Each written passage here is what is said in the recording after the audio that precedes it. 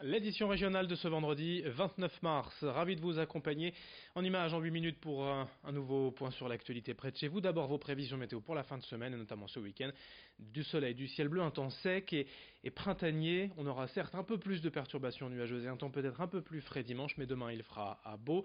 17 degrés annoncés dès ce vendredi et demain à Lille, 15 à 16 degrés à Saint-Omer, un peu plus frais sur le littoral, près de la mer, 11 degrés à Dunkerque, 13 à Calais et à Boulogne. Enfin, c'est quand même une belle météo printanière qui s'annonce pour la fin de semaine. À la une, d'abord les 2 dernières journées du festival Sérimania. Aujourd'hui et demain, beaucoup de choses encore à voir, des séries à découvrir en avant-première, des stars à rencontrer, l'événement touche à sa fin. Mais voici le programme des 2 dernières journées en 2 minutes avec Lucie Berthe-Constant. Sérimania, suite et fin. Le festival international de séries, c'est bientôt fini. Alors autant en profiter jusqu'à la dernière séance. Ne bougez pas, voici le programme du vendredi 29 et samedi 30 mars. À 16h30 vendredi au Majestic, un grand sujet d'actualité, le Brexit. Cette fiction éponyme permet de découvrir l'envers de la campagne du référendum de 2016 pour la sortie du Royaume-Uni de l'Union européenne. Portée à l'écran par Benedict Cumberbatch, que vous avez pu voir dans la série Sherlock, la série nous présente le personnage du directeur de campagne favorable au Brexit. Fin stratège, il utilise des algorithmes pour trouver des électeurs cachés. Samedi à 16h30, les couples de la série de M6 Scène de ménage seront à l'UGC Ciné-Cité. Pour la première fois, la quasi-totalité du casting de Scène de ménage viendra à la rencontre du public avec des extraits inédits. Une séance de dédicace suivra au Tripostal.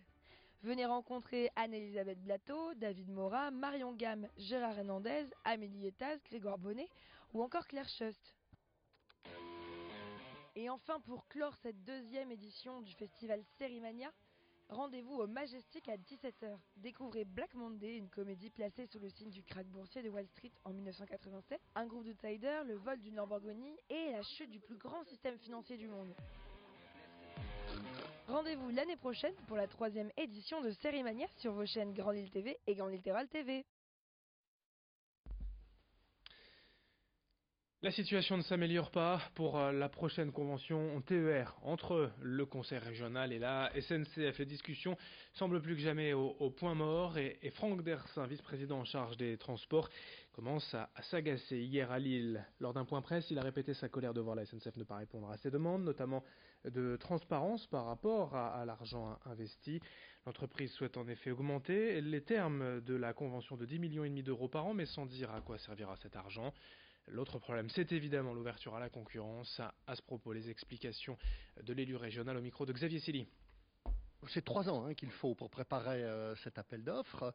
Eh bien, écoutez, on s'y prépare. 3 ans, c'est pas encore demain matin, mais oui, on l'est comme aujourd'hui 8 autres régions qui s'y préparent et comme la loi aujourd'hui le permet. Nous ne voulons pas la mort de la SNCF. Nous, on aime notre SNCF, on la veut meilleure. Et je pense que c'est une ouverture modérée, aux alentours de 20% seulement, qui nous permettra, je pense, de piquer aux fesses la SNCF de manière à ce qu'elle offre aux usagers un bien meilleur service. Oui, parce qu'aujourd'hui, elle ferme, alors qu'en Allemagne, elle ouvre.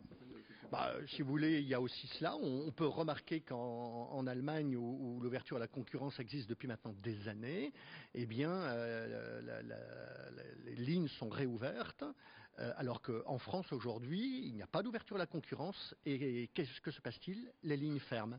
Et ça ne va plus. Et si la situation n'évolue pas, Franck Dersin et la région menacent désormais de saisir l'autorité de régulation des activités ferroviaires pour un règlement judiciaire pour faire évoluer les négociations. On passe à toute autre chose dans ce journal, la rencontre de la rédaction, le portrait de Jean-Max Strilka, président du PIP Club de Lille. La semaine dernière, le club de fumeurs de pipe a organisé un championnat pour les 40 ans du club. Depuis 1986, ce club organise en effet ce genre de championnat avec, vous allez le voir, un peu de tabac, un peu d'allumettes. Il faut pouvoir fumer la pipe le plus longtemps possible. C'est une vraie compétition détaillée avec ce témoignage recueilli par Marc Gosseilly. Chaque concurrent a un sachet comme celui-là. Dans ce sachet, vous avez d'abord une pipe et qu'on demande aux concurrents de vérifier. Ça veut dire quoi vérifier? Ça veut dire qu'ils soufflent dedans pour savoir si c'est pas bouché. Il a un sachet, on va y arriver, avec 3 grammes de tabac. Il est là, ça représente 2 cigarettes et demie. Il a un bourre-pipe en bois, toujours, une boîte d'allumettes, dans laquelle il doit extraire 2 allumettes qu'il pose à côté de sa boîte. 2 cigarettes et demie. Si vous voulez fumer à la semaine, ça va vous durer, à tout casser 3 minutes. Moi, je suis un mauvais concurrent, parce que je ne suis pas concurrent du tout, tout le monde le sait, ça m'agace. Moi, j'y vais dans les concours, c'est pour voir mes amis, mais on m'appelle Monsieur 35 minutes. Ça vous fait rire. Non, mais ça vous fait rire encore plus après. Le record du monde, c'est 3h17. Avec ce petit sachet qui est là. Où est-ce qu'il est là? Il est là. Voilà. 3h17. Samedi, j'ai dû l'arrêter parce que les gens voulaient partir assez vite. Et je l'ai fait arrêter à 1h47.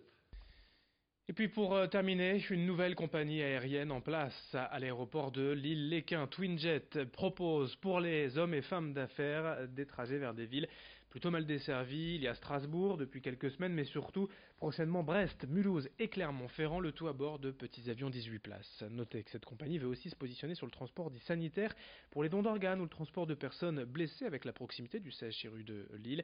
La société recrute ainsi 6 pilotes actuellement.